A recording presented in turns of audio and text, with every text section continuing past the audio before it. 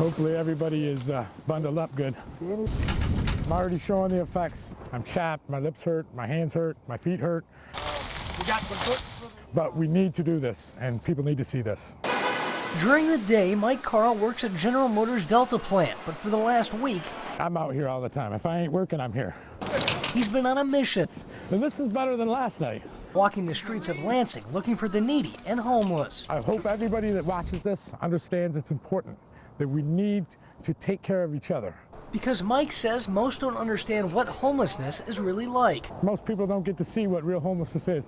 And more importantly, who is homeless. 4 veterans, and one guy got beat up pretty good. This guy right here is a Marine. He's been to the hospital 6 times in 2 weeks, suffering from prostate cancer. I was laying in the park on, I think it was Tuesday, and I was approached by 3 teenagers. They were here out of bad luck. They just wanted to get home. That's all they wanted. Which can be a daily struggle for some. Go buy them a meal. You don't have to give them money. Go buy them a meal. Make sure that their bellies are full and they're warm. A struggle Mike knows all too well. 8 years ago, I was homeless. I kept it from everybody. I was ashamed. I was depressed. I was hurt by the river. I lived with these people for 6 months of my life. I've been changed ever since. So for the past 3 years, Mike's been spending 1 week a year. We got 50 lunches to give out. Handing out food, clothes, and gift cards while recording the whole thing for the world to see. I'm going to wheel this down there and give it to them. There's a lot of people. There's probably 20 people down there. You ready? When he started, he was alone, but now others have followed in his footsteps, literally. It's made it really hard to go home and sleep in my own bed. Jessup Magoon's been walking with Mike all week, who just 5 days ago was a total stranger. Because he was doing something that I wanted to do, that I try to do on a daily basis, give back. And to provide hope to those who call the streets their home. I've been out here about 7 years. Tomorrow, the next couple of days, just spread them out. So that's like being in the Radisson. You lift our lives up, if you know what I'm trying to say. We ain't down here now we're coming up. Lifted their lives and spirit. Do you like a Spring Hill jacket? Yeah. Because I got a Spring Hill jacket, man. What size jacket do you wear? He's fat. You guys don't know what you've done for us. Because out here we gotta survive. You're helping us survive. You're making it better for us, and we love it. And we love all you people for doing it. Some have referred to Mike as the homeless angel, but Mike says he's just a man trying to help out a community. I'm nothing but a regular guy. What can you say to people out there that may think this is too big of a mission for one man or one group to kind of tackle? I'm Mike Carl, and that's what we do. Plain and simple. I'm very passionate about everything I do. I will walk until my feet fall off. If that's what it takes to get this noticed, then I'll do it. I got to walk in your shoes, and I'm walking.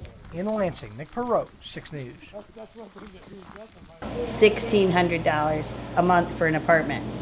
You come in and this is what it should look like. Both parents and students couldn't imagine this is what they walked into when they opened the door to their apartment at the Village in Chandler Crossings. The floors were dirty, the bathrooms, it's like poop on the seats, like old razors, hairballs. And freshman River Jensen isn't the only one with concerns about poor conditions both outside and inside. A minority might say that, but not the majority. And the reason I say that, Jerry Sawyer represents the company that owns Chandler Crossings and says today was the last day of a $9 million, 250-bedroom remodeling process that just so happened to fall on move-in day. we're putting in new flooring, new stainless steel appliances, new granite countertops. Yeah, you'll get dust, but we bring in our cleaning crew and clean up right behind it. Clearly, it wasn't just dust collecting in Jensen's apartment. That's obviously not our construction people or our vendors coming in. That is, it may have been left there by a previous resident. I don't know the circumstances. Why wasn't it cleaned? Well, the point that I'm trying to get at is we do go into every unit. We do clean every unit.